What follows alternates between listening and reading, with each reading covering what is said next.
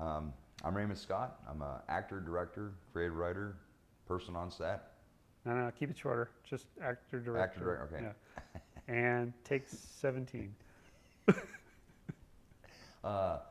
I'm Raymond Scott. I'm an actor, director in the Phoenix Film Community. One more time, same dialogue. And go. Raymond Scott. I'm an actor, director in the Phoenix Film Community. Thank you very much.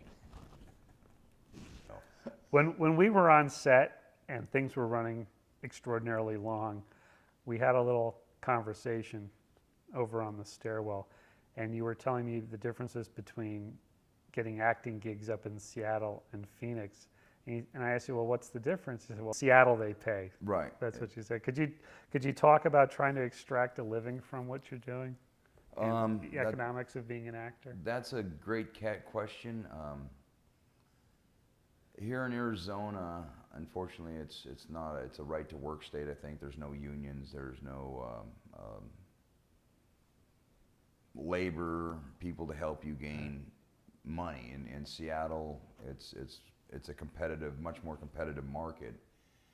They're only north from north from LA, so a lot of people fly up there from California. To get good quality actors, you have to pay them. You have to open the wallets and pay your people that you're trying to get on set and do something for you. A cameraman gets paid because he knows how to work a camera, and he buys equipment. A sound man updates his equipment. Everybody on the crew updates something of theirs, so they should get paid, and they're doing most of the work. Well, an actor should also get paid because they're sitting there rehearsing lines and doing things to make that character come alive. Whether it's schooling, music lessons, different acting groups that are going on. You just take your time out to do that instead of buying equipment. Mm-hmm. People believe that we're so close to Hollywood that there's a lot of known people in this area that are going to make them the next big star, and that's what they perceive. And oh, if you do what I say, I can't pay you this time. I'll give you deferred pay.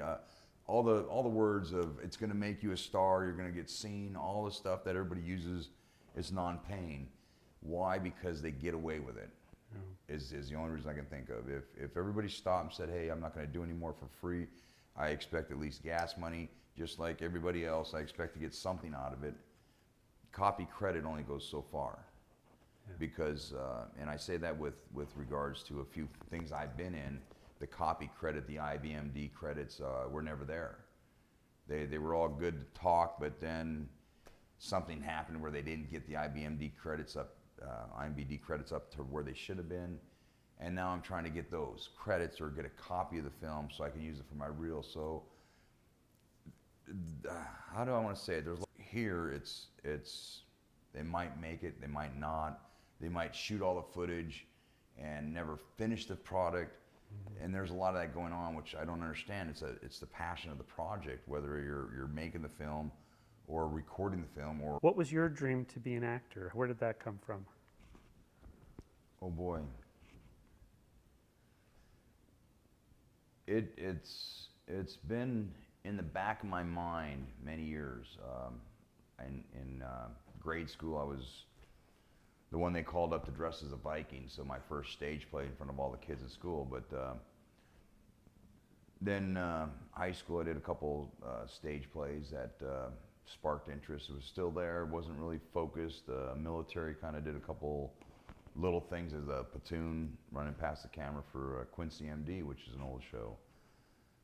And then I let it vanish. You know, I didn't really pick it up.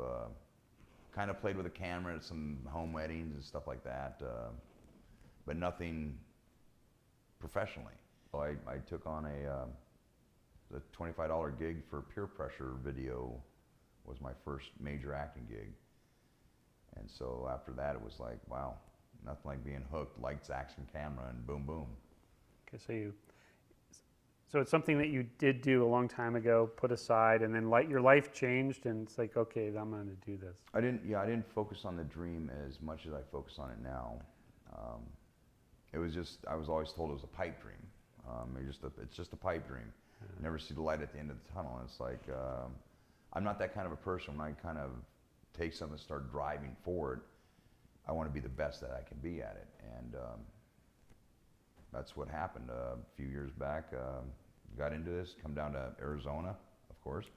And as a free actor, I'm right up on top of the world.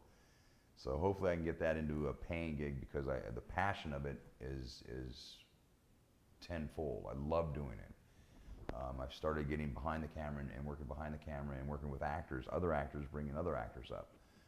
So it's just, the passion is to grow with people and see productions happen, you know, from start to writing a script to finish. And that's what I started doing. Now I'm doing it, and it's like loving it. So Okay. When I first started a long time ago, I worked for a man who was Croatian, and he went to school in Zagreb right after World War II. And he was my neighbor's father, and his name was Frank Colorak. And he knew I enjoyed photography, and he knew I wasn't going to go to college right out of high school. I had, you know, I had a really tough time in school. So he offered me to come and help him out. And he actually paid me a couple dollars, and whatever it was an hour. And after I worked for him for a year, he said, you got to make a choice. You got to either go into the cameraman's union, or you got to go to college, or you got to do something else, because you just can't keep doing, you know, grip work. He said it's not much of a life. And he said also, you got to consider working in the arts is very, very difficult. It's tough to make a living. And he said, if there's anything else you could do in your life and be happy, do it. Because unless you really love and are willing to accept the sacrifices that you have to make to do this, you should do something else. Has that ever crossed your mind? yes, it has. I've done everything else, and this is one thing I have left to do is be an actor. Been a welder, been a construction worker, been, you know, many different jack of all trades and master of none. And when I started doing this and getting more into it, taking classes, doing some of the IFP challenges, a couple feature films, a commercial, then started working in the back end of it, of the creative writing, starting to brainstorm with somebody, make a script, and make a movie. It's, the passion is just like totally different than working a regular job. This is not a regular job. This is a job that's 24/7 sometimes. 14-hour days on set. You're in front of hot lights. You're saying the same thing over and over and trying to evoke a different motion, with the one that's going to make the character zing in somebody's mind, and not get paid for it. Or maybe get craft services and a copy down the road when everything's done. But to bring that passion out to life I don't have the words for it. So at this point in time, there is nothing you'd rather do. There's nothing. Right now I'm taking the whole entertainment industry, like you grab a bull by the horns and you ride it until you no longer can ride it anymore. Doing the acting in front of the camera, helping other actors, making projects happen, getting people fired up about projects. It's all, yeah. There's nothing more fun than doing this and not getting paid. One day I'm gonna get paid massively, and it'll be great. So I think that's part of all of our dreams, isn't it? well, the best thing is, even though you're not getting paid, and when you do see your finished product, I really don't like watching myself on TV, but I'll But there is a sense of satisfaction. There is, because you see yourself you've attached yourself to somebody's emotion, somebody's feeling, and you've drawn that person into your character. There's no greater feeling than be able to convey that person's feelings. I mean, if you can make that person cry in his chair while he's watching your movie, or you can make that person feel love or or you can make that person feel angry, or whatever you can make that person feel, you've done your job.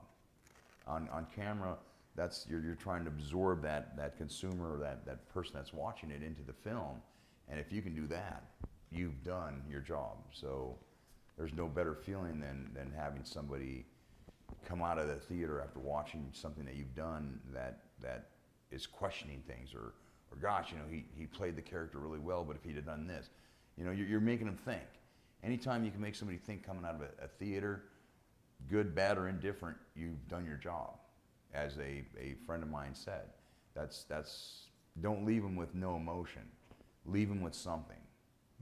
Either they like it, they don't like it, or they have a lot of words to say about it. Then as an actor or a production person or an entertainment industry person, you've done your job. Okay. Well, let's not focus on the past anymore. Let's talk about the future and your aspirations. When I re-met you a while back, you said you're working on your own production, and it's entitled Barfly. Oh, yeah. What are you doing? A couple different productions happened since then, but the one we started, I was called in to help direct a series, a reality show called Barfly. It's got a great concept, and it's working through the quirks and the clinks of reality show. That's a whole new ball game. That's a different ball game than a controlled atmosphere and a film. So now you're going in front of people that have... Now you're stepping into my world. Yes, now you're stepping into a world that's totally different. And to be able to film it and do it and get the shots you're looking for is, 3 times harder. So, like I say, grab the bull by the horns and ride it. This ride's going very good. We've got a couple of productions under the belt. One thing I will say is in any industry, if you're not learning as you're growing or learning as you're doing, you're not learning anything. You're not excelling yourself as far as you can. So as American Barfly, I've learned to do lighting different. I've learned to do camera angles different. I learned to do voice different, recording different. Learned to work with different actresses on a reality basis. We're trying to get this emotion. We're trying to evoke this. We're trying to get the person to talk like this, or tell more about this here little incident so it sounds good to the person. So you mean you're manufacturing reality? Yeah, we're trying to manufacture reality. That's a new concept. Without all the drama, without all the stuff that people like, having a lot of drama in a bar, it's going to create, grief.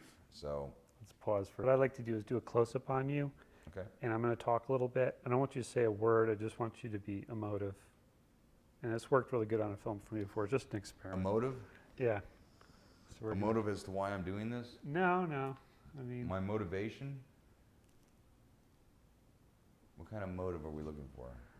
Well, I'm just going to ask you, we do a lot of things in life, and sometimes we succeed, often we fail. And at any point in this process, were you ready just to chuck it out and stop and do something else? And, that's... Are you recording? Yeah. Oh, yeah. So that's something where just look right into the camera and just think about that. And what I'm going to do is I'm going to take a close-up on you. And I just want you to stare into the lens and hold that thought in your mind. It's going to be like a minute.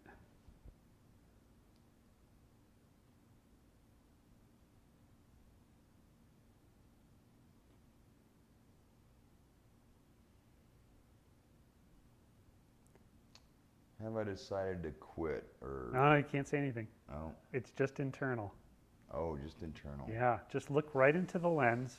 Got to look in the lens for a full minute and just hold that thought.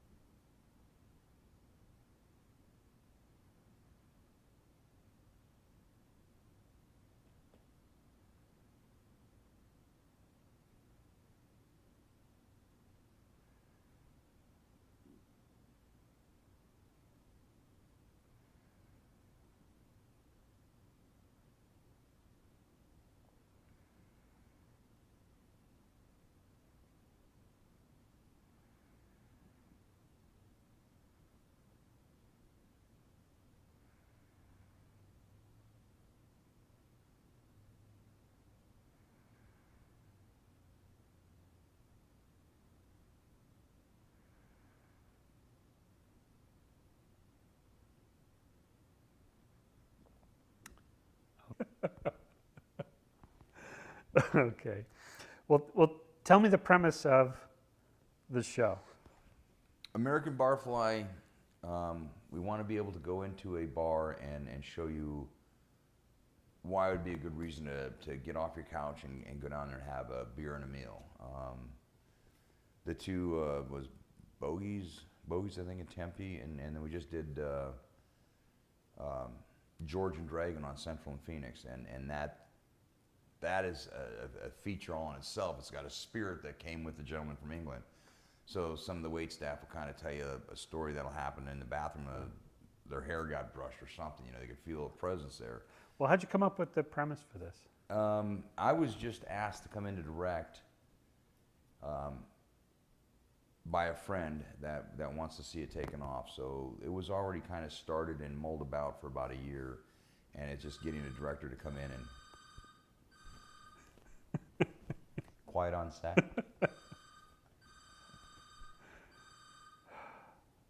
All right, let's pause. I'm gonna... Name noticed by somebody in Hollywood.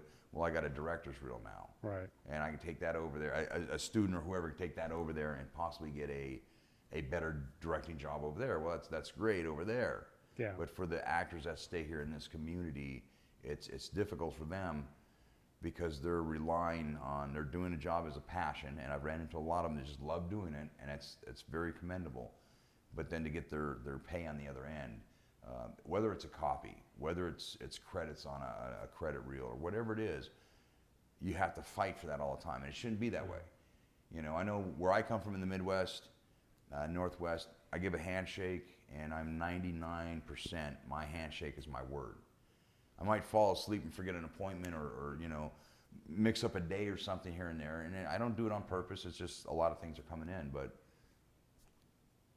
I've noticed down here, I've shaken some hands, and the words don't follow, and it's unfortunate. Okay, give me a moment, please. Yes.